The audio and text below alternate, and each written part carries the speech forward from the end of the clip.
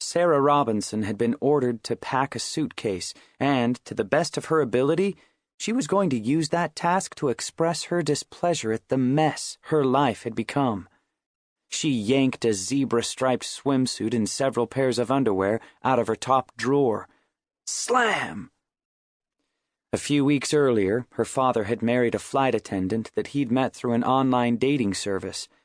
Sarah had held out hope that when he actually met the woman, he wouldn't like her.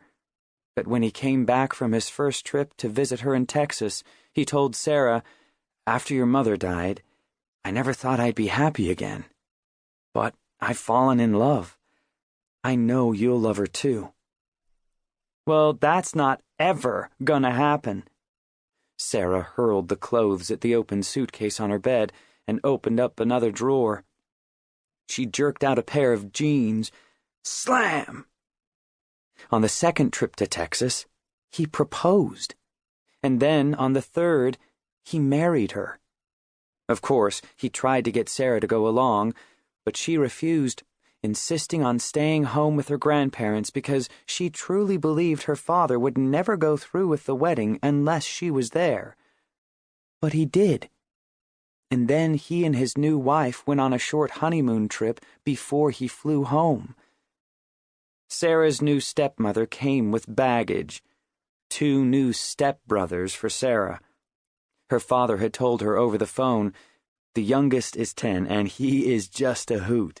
And the other is 12, just like you. You two have so much in common." "The only thing we have in common is our age."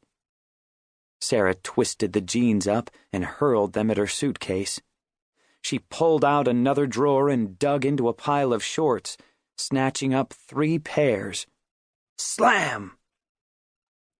The 3 of them, the Murillo family, had taken a few weeks to sell their home and pack up, so they arrived the day before and had already settled somewhat into the Robinsons' extravagant Southern California home. Sarah took one look at their worn luggage and figured it all out. Her new stepmother was after her dad's money. Classic. She's just a gold digger.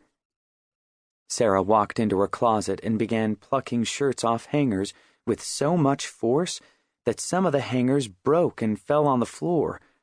She backed out of her closet and used her foot to kick the door shut.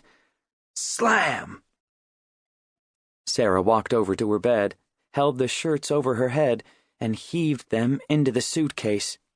She grabbed a hanger off the floor and whirled around, knocking some things off her dresser and onto the floor. "Oh no!" She quickly bent to pick up a gold and glass perfume flagon, and then sighed with relief when she saw it was unbroken. She held it up to her nose and breathed in. White shoulders, her mother's scent. Also on the floor was a silver frame, which she snatched up. "Oh, Mama." The photograph inside was of the 2 of them on Heritage Day in kindergarten. Sarah's long black hair was in loop braids, and her blue silk kimono had come from her mother's trip to Japan to visit relatives. Less than a year later, her mother was gone. Sarah slid into a heap on the floor beside her bed and set the frame in her lap.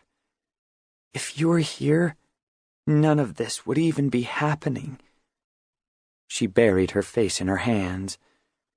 But tears wouldn't even come, because she was too angry to cry. This was so unlike her, to be banging and crashing about, but at the moment, she was too mad to worry about the mess she'd made. The worst, the absolute worst, was the reason why she was packing. The night before, at the newly merged family's first dinner together, Sarah had been at her usual place at the dining room table, to the right of her father, who sat at the head. John Robinson was a tall man and very fit from playing tennis every morning before heading to work at his construction company. He wore black-rimmed glasses that made his blue eyes appear bluer, and his blonde hair was nearly white in places, bleached from the California sun. Though Sarah told him it wasn't cool, he preferred to wear polo shirts and khakis nearly all the time. Sarah had inherited his chin and his dimples, but everything else, black hair and dark eyes and small frame, came right from her mother.